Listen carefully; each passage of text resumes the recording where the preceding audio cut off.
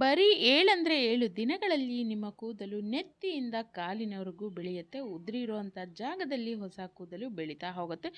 ತುಂಬ ದಟ್ಟವಾಗಿ, ಉದ್ದವಾಗಿ, ಕಪ್ಪಾಗಿ ನಿಮ್ಮ ತಲೆ ಕೂದಲಂತೂ ಸೊಂಪಾಗಿ ಬೆಳೆಯುತ್ತೆ. ಇನ್ನು ವಿಪರೀತ ಹೇರ್ ಫಾಲ್ ಆಗ್ತಾ ಇದೆ, ಬೊಕ್ಕ ತಲೆ ಆಗ್ತಾ ಇದೆ, ವೈಟ್ ಹೇರ್ಸ್ ಆಗ್ತಾ ಇದೆ, ಗ್ರೇ ಹೇರ್ಸ್ ಹೆಚ್ಚಾಗಿದೆ ಅಂದರೆ ಖಂಡಿತವಾಗ್ಲೂ ಅದಕ್ಕೂ ಕೂಡ ಸೂಪರಾಗಿ ವರ್ಕ್ ಆಗುತ್ತೆ ಇವತ್ತಿನ ಸಿಂಪಲ್ ಮನೆಮದ್ದು. ಇನ್ನು ಈ ರೀತಿ ಕೂದಲು ಬೆಳಿಲಿಕ್ಕೆ ಹೆಚ್ಚು ಸರ್ಕಸ್ ಮಾಡುವಂಥ ಅವಶ್ಯಕತೆ ಇಲ್ಲ. ಸಿಂಪಲ್ ಮನೆಮದ್ದನ್ನು ಹಚ್ಚಿ ಸೂಪರಾಗಿ ವರ್ಕ್ ಆಗುತ್ತೆ. ಯಾವ ರೀತಿ ಅಂತೇಳಿ ನೋಡ್ಕೊಳ್ಳೋಣ. ಈ ಒಂದು ಮನೆಮದ್ದನ್ನು ಮಾಡ್ಕೊಳ್ಳೋದಕ್ಕೆ ಮೊದಲನೇದಾಗಿ ನಾನಿಲ್ಲಿ ಬಳಸ್ತಾ ಇರುವಂಥ ಒಂದು ಪದಾರ್ಥ ಅಂದರೆ ಅದು ಅಕ್ಕಿ. ರೆಗ್ಯುಲರಾಗಿ ಮನೆಯಲ್ಲಿ ಬಳಸುವಂಥ ಅಕ್ಕಿ ಇದ್ದರೆ ಸಾಕಾಗತ್ತೆ. ಅದರಿಂದ ಖಂಡಿತವಾಗ್ಲೂ ನಮ್ಮ ಕೂದಲು ತುಂಬ ಫಾಸ್ಟಾಗಿ, ಉದ್ದವಾಗಿ, ದಟ್ಟವಾಗಿ, ಅದರಲ್ಲೂ ಕಪ್ಪಾಗಿ ಬೆಳೀತಾ ಹೋಗುತ್ತೆ. ನಿಮ್ಗೆ ಎಲ್ರಿಗೂ ಗೊತ್ತಿದೆ ಅಕ್ಕಿ ಎಷ್ಟು ಒಳ್ಳೆಯದು ನಮ್ಮ ಕೂದಲಿಗೆ ಅಂತೇಳಿ. ಇನ್ನು ಈ ಒಂದು ಅಕ್ಕಿಯ ನೀರನ್ನು ನಾವು ಹಚ್ಚುತ್ತಾ ಬರೋದ್ರಿಂದ ತುಂಬ ಏನು ಹೇರ್ ಡ್ಯಾಮೇಜ್ ಆಗ್ತಾ ಇರುತ್ತೆ ಅದು ಕಡಿಮೆ ಆಗುತ್ತೆ. ಬುಡದಿಂದನೇ ಕೂದಲು ಉದುರೋ ಅಂಥದ್ದು ಕಡಿಮೆ ಆಗುತ್ತೆ. ಒಳ್ಳೆ ಶೈನಿಂಗ್ ಬರುತ್ತೆ. ರಫ್ ಆಗಿದೆ, ಒರಟಾಗಿದೆ ಅನ್ನೋವಂಥ ಕೂದಲು ಕೂಡ ಸಾಫ್ಟಾಗಿ, ಶೈನಿಂಗ್ ಆಗಿ ಹೊಳಿತಾ ಹೋಗುತ್ತೆ. ಅಷ್ಟು ಒಂದು ಎಫೆಕ್ಟಿವ್ ಆಗಿ ಕೆಲಸ ಮಾಡುವಂಥ ಪದಾರ್ಥ ಅಂದರೆ ಅದು ಅಕ್ಕಿ ಅಂತಲೇ ಹೇಳ್ಬೋದು. ಇನ್ನು ಎರಡನೇ ಪದಾರ್ಥವಾಗಿ ನಾನಿಲ್ಲಿ ತೊಗೊಳ್ತಾ ಇದ್ದೀನಿ ಅದುವೇ ಮೆಂತ್ಯಕಾಳು. ಹೌದು ಸ್ನೇಹಿತರೆ, ಮೆಂತ್ಯಕಾಳನ್ನು ನಾವು ಹಚ್ಚುತ್ತಾ ಬರೋದ್ರಿಂದ ನಮ್ಮ ಕೂದಲು ಉದ್ದವಾಗಿ, ದಟ್ಟವಾಗಿ, ಸೊಂಪಾಗಿ, ಕಪ್ಪಾಗಿ ಬೆಳೀತಾ ಹೋಗುತ್ತೆ. ಕೂದಲು ಬುಡದಿಂದಲೇ ಉದುರ್ತಾ ಇದ್ದರೆ ಅದು ಕಡಿಮೆ ಆಗುತ್ತೆ. ಗ್ರೇ ಹೇರ್ಸನ್ನು ತಡೆಗಟ್ಟಲಿಕ್ಕೆ ಹೆಲ್ಪ್ ಆಗುತ್ತೆ. ಹೊಟ್ಟು ಕಡಿಮೆ ಆಗ್ತಾ ಹೋಗುತ್ತೆ. ಹೀಗೆ ಹೇಳ್ತಾ ಹೋದರೆ ಸಾಕಷ್ಟು ಒಂದು ಒಳ್ಳೆಯ ಒಂದು ಅಂಶಗಳನ್ನು ಇದು ನಮ್ಮ ಕೂದಲಿಗೆ ಮಾಡ್ತಾ ಹೋಗುತ್ತೆ. ಹಾಗಾಗಿ ನಾನಿಲ್ಲಿ ಮೆಂತೆಯನ್ನು ತೊಗೊಂಡಿದ್ದೀನಿ. ನಂತರ ನಾನಿಲ್ಲಿ ಹೆಸರು ಕಾಳನ್ನು ತೊಗೊಂಡಿದ್ದೀನಿ. ಹೌದು ಸ್ನೇಹಿತರೆ, ಹೆಸರು ಕಾಳು ಕೂಡ ಅಷ್ಟೇ ನಮ್ಮ ಕೂದಲಿನ ಗುಣಮಟ್ಟವನ್ನು ಹೆಚ್ಚಿಸುತ್ತೆ. ಕೂದಲು ಸೊಂಪಾಗಿ, ಕಪ್ಪಾಗಿ ಬೆಳೀತಾ ಹೋಗುತ್ತೆ. ಹೊಸ ಕೂದಲಿನ ಬೆಳವಣಿಗೆಗೆ ಹೆಲ್ಪ್ ಆಗುತ್ತೆ. ಬೊಕ್ಕ ತಲೆಯಲ್ಲೂ ಕೂಡ ಕೂದಲು ಹೊಸದಾಗಿ ಬೆಳೀತಾ ಹೋಗುತ್ತೆ. ಹೊಟ್ಟೆ ಕಡಿಮೆ ಆಗುತ್ತೆ. ಉದ್ದವಾಗಿ ಕೂದಲು ಕಪ್ಪಾಗಿ ಬೆಳೀತಾ ಹೋಗುತ್ತೆ. ಅದು ಕೂಡ ಸೊಂಪಾಗಿ ಬೆಳೀತಾ ಹೋಗುತ್ತೆ. ಹಾಗಾಗಿ ಹೆಸರು ಕಾಳು ತೊಗೊಂಡಿದ್ದೀನಿ. ಇನ್ನು ಇಲ್ಲಿ ನಾನು 1 ಗ್ಲಾಸ್ ನೀರನ್ನು ಬಿಸಿಗಿಟ್ಕೊಂಡಿದ್ದೀನಿ. ಅದರಲ್ಲಿ ಒಂದು 3 ಟೀ ಸ್ಪೂನ್ ಆಗುವಷ್ಟು ಹೆಸರು ಕಾಳನ್ನು ಕೂಡ ನಾನಿಲ್ಲಿ ಹಾಕ್ಕೊಳ್ತಾ ಇದ್ದೀನಿ. ಕೂದಲಿನ ಬೆಳವಣಿಗೆಗೆ ಒಂದು ಔಷಧಿಯಾಗಿ ಕೆಲಸ ಮಾಡುತ್ತೆ ಈ ಒಂದು ಹೆಸರು ಕಾಳು. ಬಳಸಿ ನೋಡಿ, ನಿಮಗೇನೆ ತಿಳಿಯುತ್ತೆ.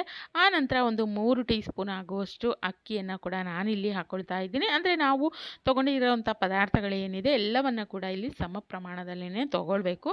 3 ಟೀ ಸ್ಪೂನಷ್ಟು ಹೆಸರು ಕಾಳು, 3 ಟೀ ಸ್ಪೂನ್ ಆಗುವಷ್ಟು ಅಕ್ಕಿ ಮತ್ತು 3 ಟೀ ಸ್ಪೂನ್ ಆಗುವಷ್ಟು ಮೆಂತ್ಯ ಕಾಳು ಏನಿತ್ತು ಎಲ್ಲವನ್ನು ನಾನಿಲ್ಲಿ 3 ಅಂದರೆ ಸಮ ಪ್ರಮಾಣದಲ್ಲಿ ನಾನಿಲ್ಲಿ ತೊಗೊಂಡಿದ್ದೀನಿ.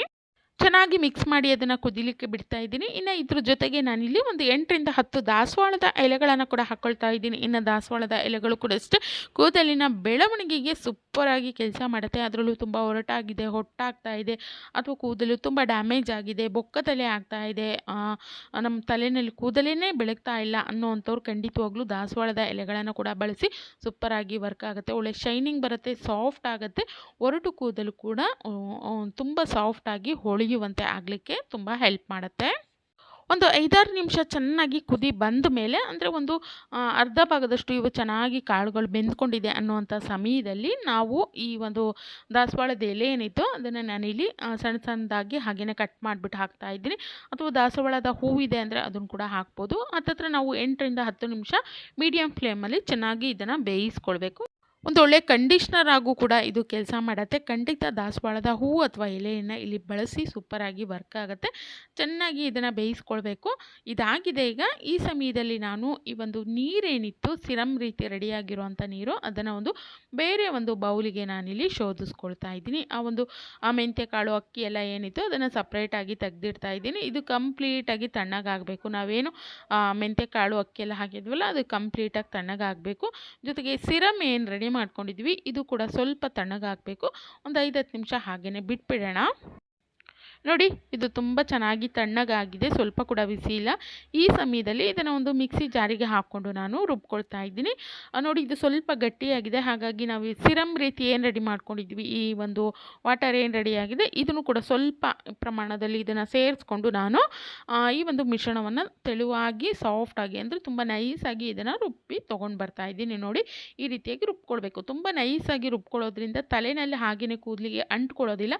ನಾವು ಹೇರ್ ವಾಶ್ ಮಾಡಿದಾಗ ಕ್ಲೀನಾಗಿ ಇದು ಹೋಗುತ್ತೆ. ಹಾಗಾಗಿ ಚೆನ್ನಾಗಿ ಇದನ್ನು ನೈಸಾಗಿಯೇ ರುಬ್ಕೊಳ್ಬೇಕು. ತುಂಬ ತರಿತರಿಯಾಗಿತ್ತು ಅಂದರೆ ಕೂದಲೆಲ್ಲ ಹಾಗೆಯೇ ಹಿಡಿದಿರುತ್ತೆ. ನಮಗೆ ಹೇರ್ ವಾಶ್ ಆದಮೇಲೂ ಕೂಡ ಕೆಲವೊಮ್ಮೆ ಕಿರಿಕಿರಿ ಅನಿಸುತ್ತೆ. ಹಾಗಾಗಿ ಸಣ್ಣಗೆ ಇದನ್ನು ರುಬ್ಬಿ ತೊಗೊಳ್ಬೇಕು.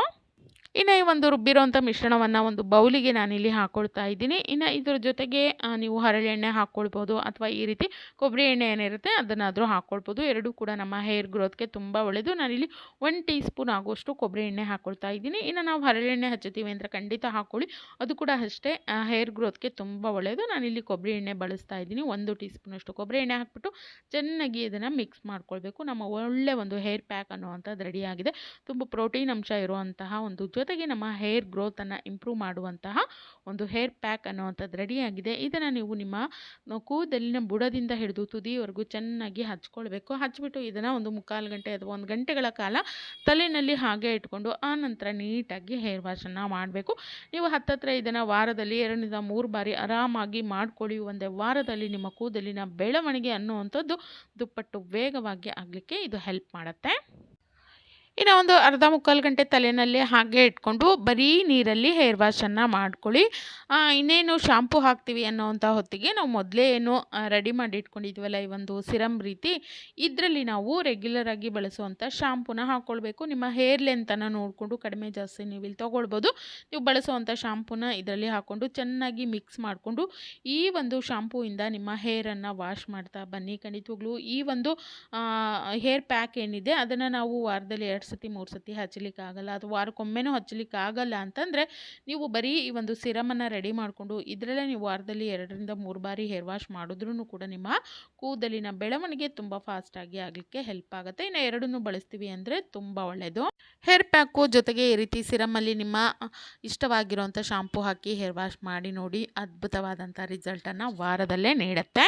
ಇನ್ನು ಈ ಒಂದು ಸೂಪರ್ ಆಗಿರುವಂಥ ಇವತ್ತಿನ ಹೋಮ್ ರೆಮಿಡಿ ನಿಮಗೆಲ್ಲ ಇಷ್ಟ ಆಗಿದೆ ಅನ್ಕೋತೀನಿ. ಇಷ್ಟ ಆಗಿತ್ತು ಅಂದರೆ ದಯವಿಟ್ಟು ವಿಡಿಯೋಗೊಂದು ಲೈಕ್ ಮಾಡಿ, ಶೇರ್ ಮಾಡಿ. ಹಾಗೆ ಯಾರೆಲ್ಲ ಈ ಒಂದು ವಿಡಿಯೋನ ಸಬ್ಸ್ಕ್ರೈಬ್ ಆಗದೇ ನೋಡ್ತಾ ಇದ್ರು ಸಬ್ಸ್ಕ್ರೈಬ್ ಮಾಡ್ಕೊಂಡು ನೋಡಿ. ಯಾಕಂದರೆ ನಾನು ಹಾಕುವಂಥ ಮತ್ತಷ್ಟು ಹೊಸ ನ್ಯಾಚುರಲ್ ಹೇರ್ ಗ್ರೋತ್ ರೆಮಿಡಿಗಳು ನಿಮಗೆ ಬಂದು ತಲುಪಬೇಕು ಅಂದರೆ ನೀವು ಸಬ್ಸ್ಕ್ರೈಬ್ ಮಾಡ್ಕೊಂಡಿರಬೇಕು. ಹಾಗಾಗಿ ಸಬ್ಸ್ಕ್ರೈಬ್ ಆಗದೇ ನೋಡ್ತಾ ಇದ್ದರೆ ಸಬ್ಸ್ಕ್ರೈಬ್ ಮಾಡ್ಕೊಂಡು ನೋಡಿ. Thank you.